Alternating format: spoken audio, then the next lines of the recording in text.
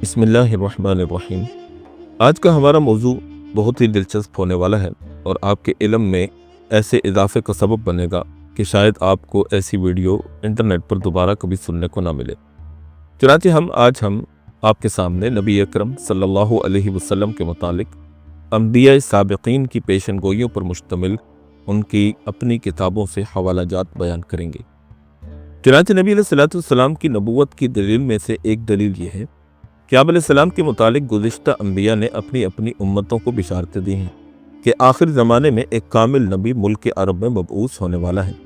اور اسی بنا پر اہل کتاب اس آنے والے نبی کے منتظر تھے۔ اسی لیے بہت سے علم اور مخلص اہل کتاب جیسے عبداللہ بن سلام رضی اللہ تعالیٰ عنہ نبی اکرم صلی اللہ علیہ وسلم کے دعوی نبوت کو سنتے ہی ایمان لے آئے، اور بہت سے علماء اہل کتاب آپ کے ظہور سے پہلے ان بشارات کو یعنی خوشخبریوں کو نقل کرتے چلے آئے تھے، اور ان بشارات کی صحت کی گواہی دیتے تھے، اور لوگوں سے کہا کرتے تھے کہ نبی آخر الزمان کا ظہور کا زمانہ قریب آ چکا ہے، مگر باوجود اس علم اور یقین کے ازراہ حسد اور دشمنی آپ کی مخالفت پر کمر بستہ ہو گئے اور آپ کے دشمن بن گئے۔ چنانچہ قرآن کریم میں اللہ پاک فرماتے ہیں الذین آتیناہم الکتاب یعرفونہ کما یعرفون ابناءہم وَإِنَّ فَرِيقًا مِّنْهُمْ لَيَكْتُمُونَ الْحَقَّ وَهُمْ يَعْلَمُونَ۔ ترجمہ یہ ہے، جن لوگوں کو ہم نے کتاب یعنی تورات و انجیل دی وہ آپ کو خوب پہچانتے ہیں کہ یہ وہی نبی ہیں جن کی تورات اور انجیل میں بشارت دی گئی، اور اہل کتاب آپ کی صورت و شکل کو دیکھ کر آپ کو اس طرح پہچانتے ہیں جس طرح یہ اپنے بیٹوں کی صورت و شکل دیکھ کر پہچانتے ہیں، اور تحقیق ان میں ایک فریق حق کو چھپاتا ہے حالانکہ وہ خوب جانتے ہیں۔ الفرض اگر آپ کی نبوت کی بشارتیں تورات و انجیل میں مذکور نہ ہوتیں تو علماء یہود و نصارہ برملا آپ کی تردید کرتے، اور جن مجلسوں میں جہاں اس قسم کی آیتیں النبی الامی الذی یجدونہ مکتوبا عندہم فی التوراۃ والانجیل تلاوت کی جاتی، وہاں کھلم کھلا یہ کہتے کہ یہ سب غلط ہے، اور تمام یہود و نصارہ کو اس سے آگاہ کرتے، بلکہ مشرکین مکہ جو آپ کے خاص دشمن تھے ان کو بھی ضرور بتاتے، اور یہود و نصارہ اسلام میں داخل ہو چکے تھے جو ان کو بھی اسلام سے ہٹانے کی کوشش کرتے۔ اسی طرح آپ کا علماء یہود کے مدارس میں جا کر تحدی کے ساتھ یعنی چیلنج کے ساتھ یہ بیان کرنا کہ میں وہی نبی ہوں کہ جس کی تورات اور انجیل میں خبر دی گئی ہے، یہ اس امر کی قطعی دلیل ہے کہ آپ کو ان بشارتوں کا یقین صادق اور جزم واثق موجود تھا۔ کتب تاریخ اور سیر میں بالتفصیل حالات مذکور ہیں کہ اکثر علماء یہود و نصارہ کو صحف سابقہ کی پیشن گوئیوں کی بنا پر آپ علیہ السلام کی پیدائش اور بعثت تک کا زمانہ معلوم تھا۔ چنانچہ سیف ذی یزن حاکم یمن نے عبد المطلب کو آپ کی پیدائش کے قریب زمانہ میں خبر دی تھی کہ آپ کے خاندان میں آخری زمانے کے نبی پیدا ہوں گے۔ جب آپ کی عمر 12 سال کی تھی، آپ کے چچا ابو طالب کے ساتھ شام کا سفر درپیش آیا، جہاں ایک نصرانی عالم بحیرہ نامی راہب نے آپ کو دیکھ کر ابو طالب سے کہا کہ اپنے بھتیجے کی خبرداری رکھنا، یہ نبی آخر الزمان ہوگا۔ میں نے کتب سماویہ میں نبی کی جو علامات دیکھی ہیں وہ سب کی سب اس میں موجود ہیں۔ یہودی اس کی جان کے دشمن ہو جائیں گے۔ اسی طرح دوسری مرتبہ آپ 25 برس کی عمر میں دوبارہ تشریف لے گئے، وہاں نستورہ راہب نے آپ کو بغور دیکھا اور قافلہ والوں سے کہا کہ یہ شخص نبی آخر الزمان ہوگا۔ ہمارے نوشتوں یعنی یادداشتوں اور کتابوں میں جو علامات خاتم الانبیاء کی لکھی ہیں وہ سب اس میں موجود ہیں۔ اسی طرح پھر ابتدائی بعثت میں جب حضرت خدیجہ آپ کو اپنے چچا زاد بھائی ورقہ بن نوفل کے پاس لے گئیں تو یہی کہا انہوں نے بھی کہ یہ وہی نبی آخر الزمان ہے جن کی حضرت موسیٰ اور حضرت عیسیٰ نے بشارت دی ہے۔ اسی طرح حضرت سلمان فارسی ابتداً مجوسی تھے، اس مذہب سے بیزار ہو کر یہودی مذہب اختیار کیا، لیکن یہودیت سے بھی قلب کو تسکین میسر نہ آئی تو یہودی مذہب چھوڑ کر عیسائی بن گئے۔ علماء نصارہ سے نبی آخر الزمان کی جو پیشن گوئیاں سنی تھی وہ خوب یاد تھی۔ نبی اکرم صلی اللہ علیہ وسلم جب ہجرت فرما کر مدینہ طیبہ تشریف لائے تو حضرت سلیمان آپ کی خبر سن کر آپ کی خدمت میں حاضر ہوئے۔ آپ کے چہرے انور کو دیکھتے ہی پہچان گئے کہ یہ وہی نبی ہیں جن کی پیشن گوئیاں میں سن چکا ہوں۔ اسی طرح نجاشی شاہ حبشہ نے بھی انبیاء سابقین کی پیشن گوئیوں کے موافق پا کر آپ کو نبی آخر الزمان تسلیم کیا اور مشرف با اسلام ہوا۔ اسی طرح پھر 7 ہجری میں جب آپ نے روم کے قیصر یعنی ہرقل کو دعوت اسلام کا خط لکھا تو اس نے بھی آپ کے حالات وغیرہ دریافت کرنے کے بعد اس بات کا اقرار کیا کہ یہ وہی نبی آخر زمان ہیں جن کی کتب سابقہ میں خبر دی گئی ہے اور جن کا ہم کو انتظار تھا۔ اس سے پہلے کہ ہم کتب سابقہ سے نبی علیہ السلام کی بشارتوں اور خبروں کو ذکر کریں، بہتر یہ معلوم ہوتا ہے کہ ہم تمہیدی طور پر چند امور ذکر کر دیں تاکہ اہل کتاب کے دھوکے میں نہ آئیں۔ پہلی چیز، یہود و نصارہ کا یہ خیال خام ہے کہ کسی نبی کی نبوت ثابت کرنے کے لیے یہ شرط ہے کہ انبیاء سابقین نے اس نبی کی آمد کی پیشن گوئی کی ہو اور اس آنے والے نبی کی نشانیاں لوگوں کو بتلائی ہوں کہ جس مدعی نبوت میں یہ نشانیاں پائی جائیں وہ نبی سچا ہے ورنہ جھوٹا ہے۔ اور پھر علماء یہود و نصارہ اپنے اس خود تراشیدہ معیار کی بنا پر یہ کہہ دیتے ہیں کہ کتب سابقہ میں محمد رسول اللہ صلی اللہ علیہ وسلم کی کوئی پیشن گوئی نہیں ہے، اور جو پیشن گوئیاں علماء اسلام پیش کرتے ہیں وہ حضور صلی اللہ علیہ وسلم پر پوری طرح سے پوری نہیں اترتی۔ اہل اسلام یہ کہتے ہیں کہ اول تو یہ خود کا بنایا ہوا قاعدہ ہی غلط ہے۔ اس بات نبوت کے لیے نبی سابق کا نبی لاحق کی خبر دینا ضروری نہیں ہے، اس لیے کہ اگر نبی لاحق کی نبوت کا ثبوت نبی سابق کی خبر پر موقوف ہو تو تسلسل لازم آ جائے گا۔ اس اصطلاح کو منطق اور فلسفہ سمجھنے والے لوگ سمجھ گئے ہوں گے۔ اسی طرح حضرت حزقیل اور حضرت دانیال اور حضرت شعیہ وغیرہ ان تمام انبیاء کے قصے ہم اپنے چینل پر اپلوڈ کر چکے ہیں، وہاں جا کر آپ سن سکتے ہیں۔ ان کا نبی ہونا اہل کتاب کے نزدیک مسلم ہے، یعنی وہ سب ان کو نبی مانتے ہیں۔ ان کا ذکر اور ان کی خبر کتب سابقہ میں موجود نہیں۔ معلوم ہوا کہ اصل نبوت کا دار و مدار معجزات اور علامات نبوت پر ہے۔ البتہ نبی سابق یعنی پچھلے نبی کا نبی لاحق کے ظہور یعنی موجودہ نبی کے ظاہر اور بعثت کی خبر دینا، یہ اس آنے والے نبی کی جلالت قدر اور عظمت شان پر دلالت کرتا ہے۔ رہا انبیاء اور سابقین کی پیشن گوئیوں کا حضور پر نور پر انطباق، تو وہ چیزیں ہم آپ کے سامنے انشاءاللہ آگے بیان کر دیں گے۔ علماء نصارہ یعنی عیسائیوں کے علماء اس پر متفق ہیں کہ انبیاء سابقین نے حضرت مسیح کی آمد کی پیشن گوئی کی ہے، مگر یہود کے سلف و خلف حضرت عیسیٰ کی پیشن گوئیوں کے بالکل منکر ہیں۔ اور علماء نصارہ جن خبروں کو حضرت مسیح کے حق میں بتاتے ہیں، یہودی ان میں ایسی تعویلیں کرتے ہیں کہ جن سے وہ خبریں حضرت مسیح پر پوری نہیں اترتی۔ تو جس طرح یہودی حضرت مسیح کی بشارتوں کی منکر ہیں، اسی طرح نصارہ بھی محمد رسول اللہ صلی اللہ علیہ وسلم کی بشارتوں اور پیشن گوئیوں کا انکار کرتے ہیں۔ اسی طرح یہ بھی ضروری نہیں کہ اگر نبی سابق نبی لاحق کی خبر دے تو اس کی صفات اور علامات اور خصوصیات کی ایسی تشریح کر دے کہ اس نبی کو دیکھتے ہی خواص اور عوام کو اس کی نبوت کا بالبداہت یقین آ جائے کہ کسی شک اور شبہ کی گنجائش بھی باقی نہ رہے۔ نبی کی شناخت اگر ایسی بدہی ہو جائے تو پھر معجزات اور دلائل نبوت اور براہین رسالت کی ضرورت باقی نہیں رہے گی۔ دوسری چیز یہ ہے کہ انبیاء بنی اسرائیل میں سے بہت سے نبیوں نے، جیسے حضرت شعیہ اور حضرت ارمیہ اور حضرت دانیال اور حضرت حزقیل اور عیسیٰ علیہ السلام نے بہت سے آئندہ واقعات اور پیش آنے والے حالات کی خبریں دی ہیں، جیسے بخت نشر اور فورش اور اسکندر وغیرہ کا ظاہر ہونا، اور زمین روم اور مصر اور نینوا اور بابل میں حوادث کا پیش آنا۔ بس عقل سلیم اس امر کو قریب ناممکن کہ سمجھتی ہے کہ انبیاء علیہ السلام ایسے چھوٹے چھوٹے حوادث کی خبریں تو دیں اور نبی اکرم صلی اللہ علیہ وسلم کی بعثت کی خبر نہ دیں کہ جس سے بڑھ کر آج تک دنیا میں کوئی واقعہ ہی پیش نہیں آیا۔ معلوم ہوا کہ انبیاء سابقین نے آپ کے ظہور کی ضرور بشارتیں دی تھیں، مگر اہل کتاب نے ان بشارتوں کو اپنی کتابوں سے نکال دیا یا تبدیل کر دیا، اور جو بشارتیں باقی رہ گئیں ان میں باطل تعویلیں کرنے لگے۔ اسی طرح تیسری بات یہ ہے کہ نصارہ کا دعویٰ یہ ہے کہ حضرت عیسیٰ خاتم النبیین تھے، ان کے بعد کسی نبی کا آنا ناممکن ہے، اور اہل اسلام یہ کہتے ہیں کہ نصارہ یعنی عیسائیوں کا یہ دعویٰ بالکل غلط ہے، اس لیے کہ حضرت عیسیٰ نے کبھی یہ نہیں فرمایا کہ میں خاتم النبیین ہوں، یعنی میرے بعد نبوت نہیں، میرے بعد کوئی نبی نہیں ہوگا۔ کسی انجیل میں کسی جگہ پر بھی یہ چیز مذکور نہیں ہے۔ اسی طرح حضرت عیسیٰ نے کبھی یہ نہیں کہا کہ میرے آسمان پر چلے جانے کے بعد کوئی سچا نبی نہیں آئے گا، بلکہ اپنے بعد ایک آنے والے عظیم الشان رسول یعنی فارقلیت کی بشارت دی اور اس پر ایمان لانے کی تاکید کی، اور اسی بنا پر علماء اہل کتاب بھی فارقلیت کی آمد کے منتظر رہے جس کا انجیل میں وعدہ کیا گیا، اور اسی وجہ سے مونٹانس نے اپنے حق میں فارقلیت ہونے کا دعویٰ کیا اور بہت سے لوگ اس کے پیروکار بھی بن گئے۔ اسی طرح نصارہ حواریین اور پولوس کی نبوت کے قائل ہیں، حالانکہ یہ سب حضرت عیسیٰ کے بعد ہیں۔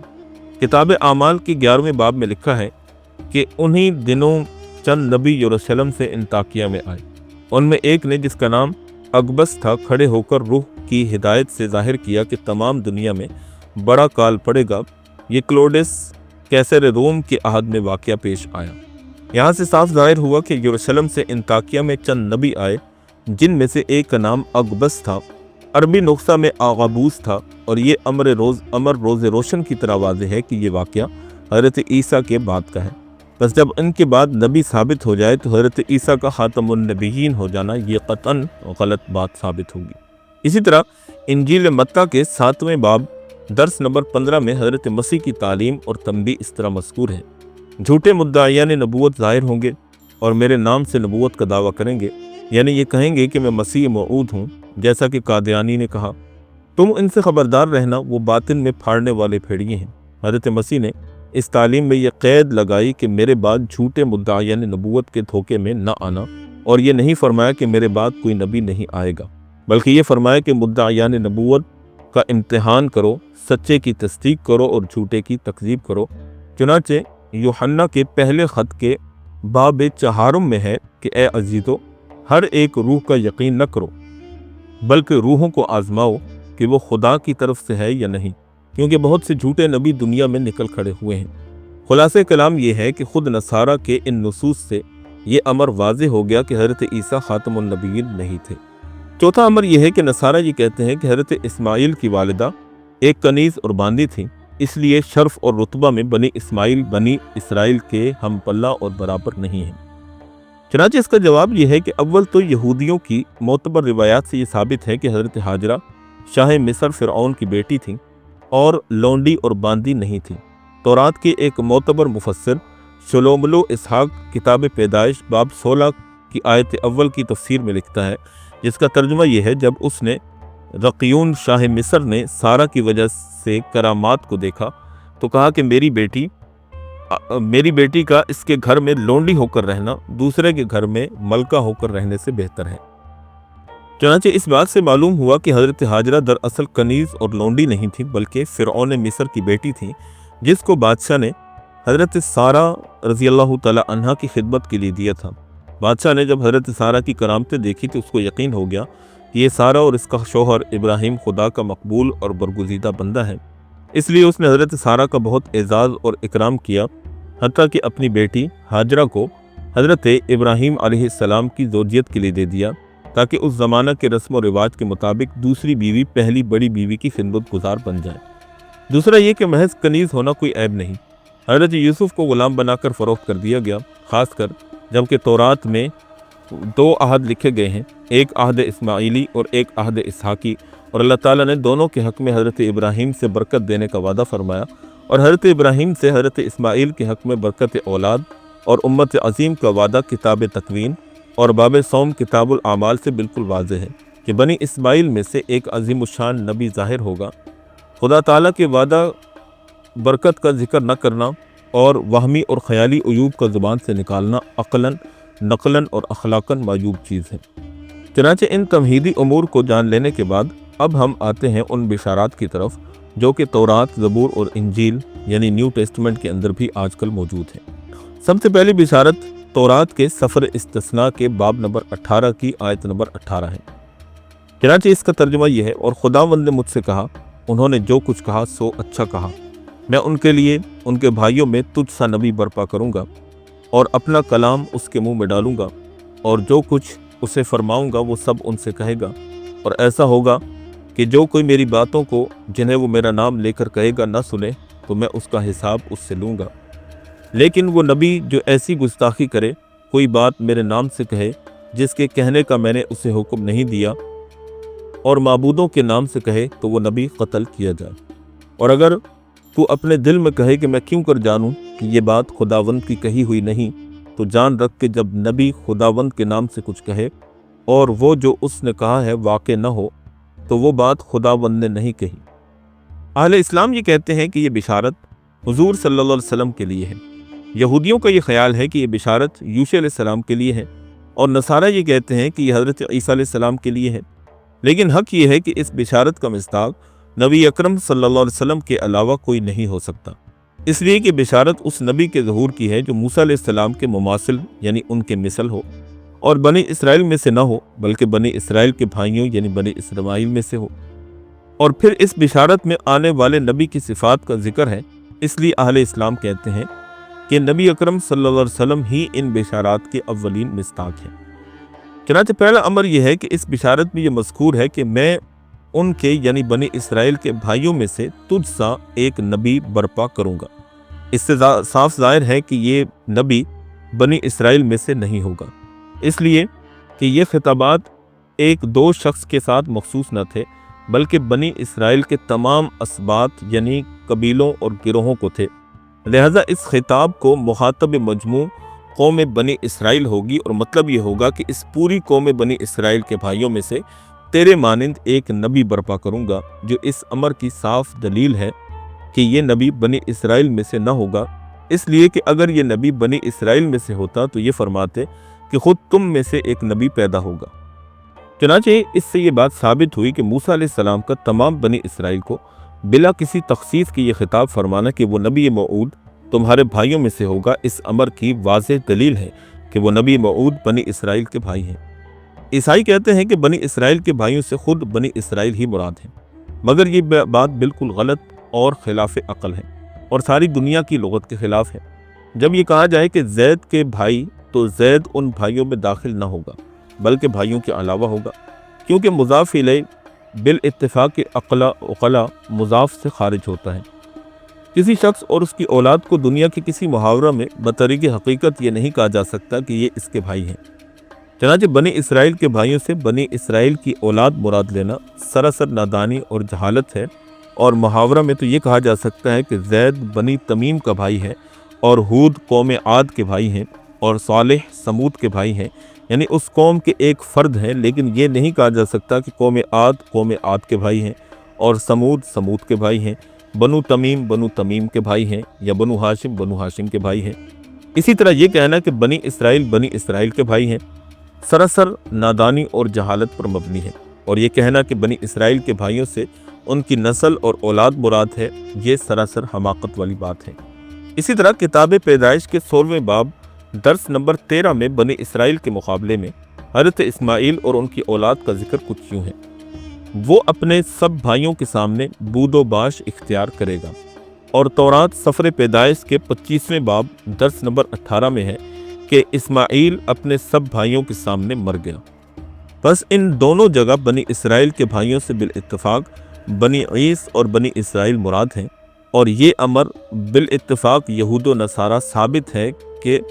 خاص بنی عیس میں سے کوئی صاحب نبوت نہیں ہوا، اور یہ امر بھی فریقین میں مسلمہ ہے کہ حضرت ابراہیم کی جو اولاد قطورہ نامی عورت سے ہوئی، ان سے بھی اللہ تعالیٰ نے نبوت اور برکت کا کوئی وعدہ نہیں فرمایا، البتہ حضرت اسماعیل کے حق میں برکت کا وعدہ کیا گیا۔ علماء اہل کتاب نے اس بشارت میں ایک لفظ یہ اضافہ کر دیا: خدا تیرے ہی درمیان تیرے بھائیوں میں سے تیرے مانند ایک پیغمبر قائم کرے گا۔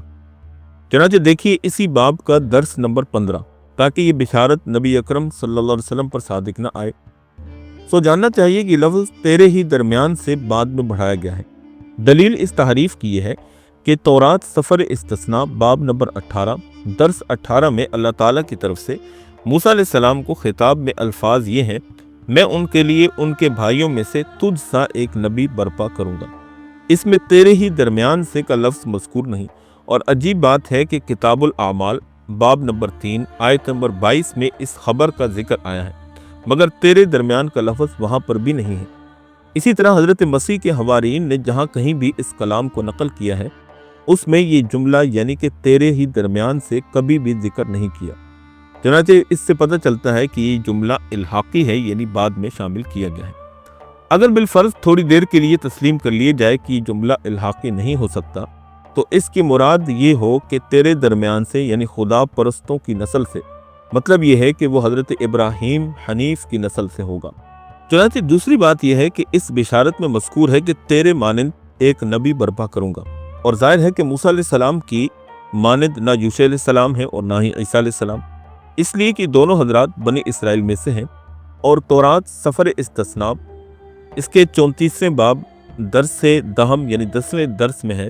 کہ بنی اسرائیل میں موسیٰ کی مانند کوئی نبی نہیں اٹھا جس سے خداوند آمنے سامنے آشنائی کرتا۔ اسی طرح حضرت یوشع علیہ السلام حضرت موسیٰ علیہ السلام کے شاگرد تھے اور تابع اور متبوع مماثل اور برابر نہیں ہوتے۔ اسی طرح حضرت یوشع علیہ السلام اس وقت موجود تھے اور اس بشارت میں یہ مذکور ہے کہ ایک نبی برپا کروں گا، جس سے صاف طور پر ظاہر ہوتا ہے کہ نبی کا وجود زمانہ مستقبل میں ہوگا۔ اور یوشع علیہ السلام حضرت موسیٰ علیہ السلام ہی کے زمانے میں نبی بن چکے تھے، وہ اس بشارت کے جس میں آئندہ نبی کی خبر دی گئی ہے اس کا مصداق نہیں بن سکتے۔ اسی طرح حضرت عیسیٰ علیہ السلام بھی حضرت موسیٰ علیہ السلام کے مماثل نہیں، اس لیے کہ نصارہ کے نزدیک وہ تو ابن اللہ یا خود خدا ہیں، اور حضرت موسیٰ علیہ السلام اللہ نہ ابن اللہ بلکہ خدا کے ایک بندے ہیں، بس بندے اور خدا کے درمیان میں کیا مماثلت ہو سکتی ہے۔ اسی طرح حضرت عیسیٰ علیہ السلام پر باعتقاد نصارہ مقتول اور مصلوب ہو کر اپنی امت کے لیے کفارہ ہوئے، اور حضرت موسیٰ علیہ السلام نہ تو مقتول ہوئے، نہ ہی سولی دیے گئے، اور نہ ہی بطور کفارہ کے اپنی جان قربان کی۔ اس طرح بہت سی چیزیں ہیں جن کی وجہ سے حضرت عیسیٰ علیہ السلام کو حضرت موسیٰ علیہ السلام کا مثل قرار نہیں دیا جا سکتا۔ اسی طرح اس بشارت میں یہ بھی مذکور ہے کہ میں اپنا کلام اس کے منہ میں ڈالوں گا، یعنی اس نبی پر الواح تورات و زبور کی طرح لکھی ہوئی کتاب نازل نہ ہوگی، بلکہ فرشتہ اللہ کی وحی لے کر نازل ہوگا، اور وہ نبی امی ہوگا، فرشتے سے سن کر اللہ کا کلام یاد کرے گا اور اپنے منہ سے پڑھ کر امت کو سنائے گا۔ اور ظاہر ہے کہ یہ بات سوائے نبی امی صلی اللہ علیہ وسلم کے کسی اور پر صادق نہیں آتی۔ چنانچہ قرآن کیا کہتا ہے وَمَا يَنْطِقُ عَنِ الْهَوَىٰ إِنْ هُوَ إِلَّا وَحْيٌ يُوحَىٰ، آپ اپنی خواہش سے کوئی بات نہیں کہتے مگر وہی ہوتی ہے جو اللہ کی طرف سے بھیجی جاتی ہے۔ چوتھا یہ کہ اس بشارت میں اس امر کی تصریح ہے کہ جو اس نبی موعود کو نہ مانے گا میں اس کو سزا دوں گا، اور ظاہر ہے کہ اس سزا سے اخروی عذاب مراد نہیں، اس لیے کہ اس میں اس نبی موعود کے نہ ماننے والے کی کیا خصوصیت اخروی عذاب ہر نبی کے نہ ماننے والے کے لیے ہے، بلکہ اس سے دنیاوی سزا یعنی جہاد و قتال اور حدود و قصاص کا جاری کرنا مراد ہے۔ اور یہ بات نہ عیسیٰ علیہ السلام کو حاصل ہوئی اور نہ یوشع علیہ السلام کو، البتہ نبی اکرم صلی اللہ علیہ وسلم علی وجہ التمام اس بشارت کا مصداق بن سکتے ہیں۔ اسی طرح پانچویں اس بشارت میں یہ بھی تصریح ہے کہ وہ نبی العیاذ باللہ افطرا کرے اور خدا کی طرف غلط بات منسوب کرے تو وہ نبی قتل کیا جائے۔ اور ظاہر ہے کہ ہمارے نبی صلی اللہ علیہ وسلم بعد دعوی نبوت قتل نہیں کیے گئے، دشمنوں نے ہر طرح سے کوشش اور تدبیر کی لیکن وہ سب کے سب برباد ہو گئیں اور اللہ نے اپنے نبی کی حفاظت کی۔ اسی طرح ایک تنبیہ یہاں پر سامنے رکھیے کہ یہ چیز کوئی اصولی اور قاعدہ کلیہ کے طور پر نہیں ہے کہ وہ نبی اگر جھوٹ باندھے تو مار ڈالا جائے۔ سو جاننا چاہیے کہ نہ قتل ہونا علی الاطلاق صادق ہونے کی دلیل ہے، ورنہ انبیاء کرام علیہ السلام کی صداقت کو جو دشمنوں کے ہاتھ سے قتل کیے گئے اس میں ہمیں تعامل ہو جائے گا۔ چنانچہ قرآن کہتا ہے وَيَقْتُلُونَ النَّبِيِّينَ بِغَيْرِ الْحَقِّ، خصوصاً نصارہ کو اپنے عقیدہ کی بنا پر حضرت عیسیٰ کی صداقت ثابت کرنا بہت مشکل ہو جائے گا، بلکہ خاص اس نبی موعود کا نہ قتل ہونا اس کے صادق ہونے کی علامت ہے، جیسا کہ تورات کی اس عبارت سے ظاہر ہے کہ وہ نبی جو ایسی گستاخی کرے گا وہ قتل کیا جائے گا۔ دونوں جملوں میں ضمیر خاص اس نبی کی طرف راجع ہے۔ اگر یہ حکم مطلق نبی کے حق میں ہو تو معاذ اللہ حضرت زکریا اور حضرت یحییٰ علیہ السلام معاذ اللہ جھوٹے ٹھہر جاتے ہیں، اور نصارہ کے عقیدہ کی بنا پر حضرت عیسیٰ مقتول اور مصلوب ہوئے تو وہ بھی معاذ اللہ جھوٹے اور مجرم ٹھہرتے ہیں۔ بہرحال چھٹی چیز اس بشارت میں یہ بھی تصریح ہے کہ اس نبی موعود کے صادق ہونے کی علامت یہ ہے کہ اس کا کہا پورا ہوگا، یعنی اس کی تمام پیشن گوئیاں صادق ہوں گی۔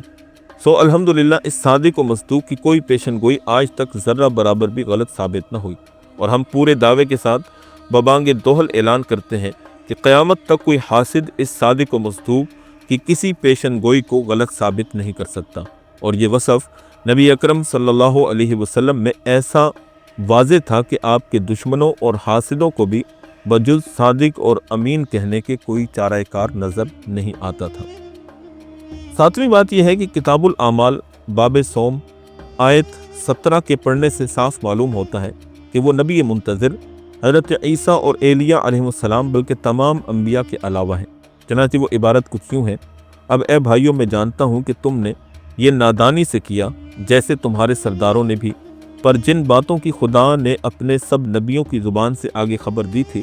کہ مسیح دکھ اٹھائے گا، سو پوری کی۔ پس توبہ کرو اور متوجہ ہو کہ تمہارے گناہ مٹائے جائیں، تاکہ خداوند حضور تازگی بخش ایام آئے اور یسوع مسیح کو پھر بھیجے، جس کی مرادی تم لوگوں کے درمیان آگے سے ہوئی۔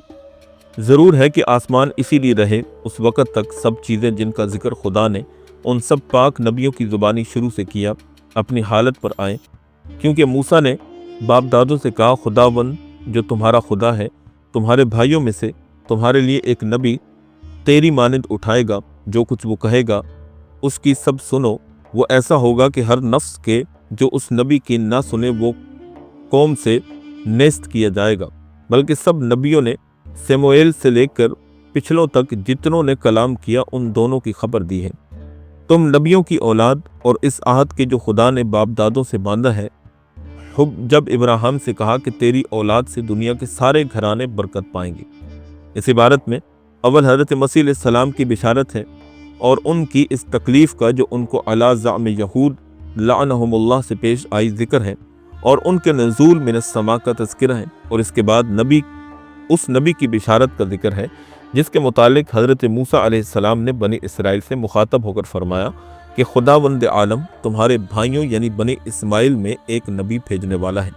اور علاوہ موسیٰ کے تمام نبیوں نے اس نبی موعود کے آنے کی خبر دی ہے، اور جب تک یہ وعدہ ظہور میں نہ آئے گا اس وقت تک یہ زمین و آسمان ضرور قائم رہیں گے، اور اسی زمانے میں خدا کا وہ عہد بھی پورا ہوگا جو اس نے ابراہیم علیہ السلام سے کیا تھا کہ تجھ سے دنیا کے سارے گھرانے برکت پائیں گے۔